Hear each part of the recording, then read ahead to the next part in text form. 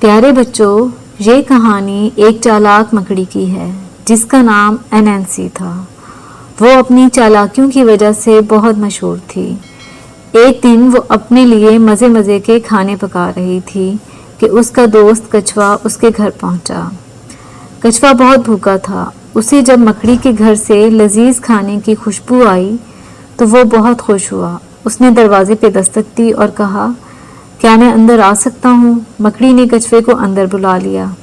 کچھوا اندر آیا اور کہا، انینسی دوست، مجھے بہت بھوک لگی ہے، کیا میں تمہارے ساتھ کھانا کھا سکتا ہوں؟ انینسی کا دل نہیں چاہ رہا تھا کہ وہ کچھوے کو کھانا دے، لیکن وہ اسے انکار بھی نہیں کرنا چاہتی تھی۔ اس نے کچھوے سے کہا، کیوں نہیں، مجھے خوشی ہوگی کہ تم میرے ساتھ کھانا کھاؤ۔ کچھوا خوشی خوشی کھانا کھانے کے لیے آگے بڑھا۔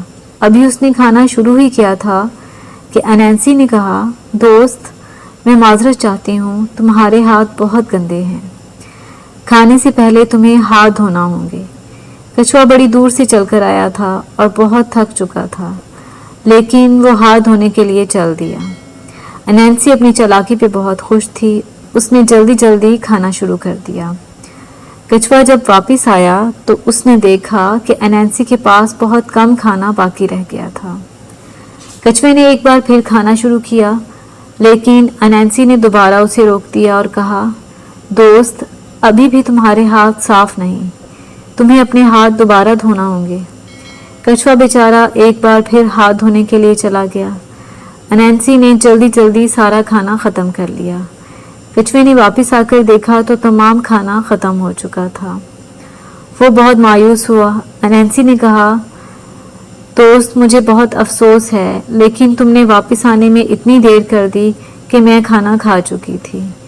کچھوا وہاں سے واپس اپنے گھر کی طرف چل دیا۔ کچھ دن کے بعد ایسا ہوا کہ انینسی دریا سے پانی لینے گئی۔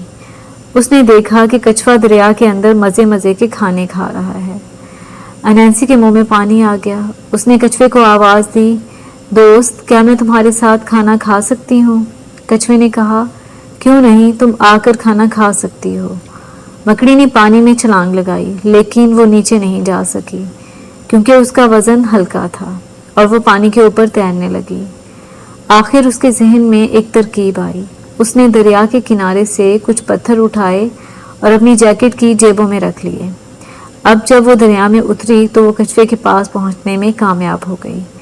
کچھوے نے انینسی کو دیکھا اور کہا، انینسی، میں معذرت چاہتا ہوں، تمہیں کھانے سے پہلے یہ جیکٹ اتارنا ہوگی۔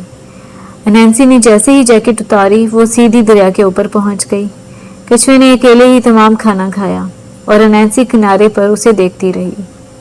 انینسی کو اب اپنی غلطی کا احساس ہو گیا تھا۔ اس نے کچھوے سے معافی مانگی اور وہ اچھے دوست بن کر رہنے لگے۔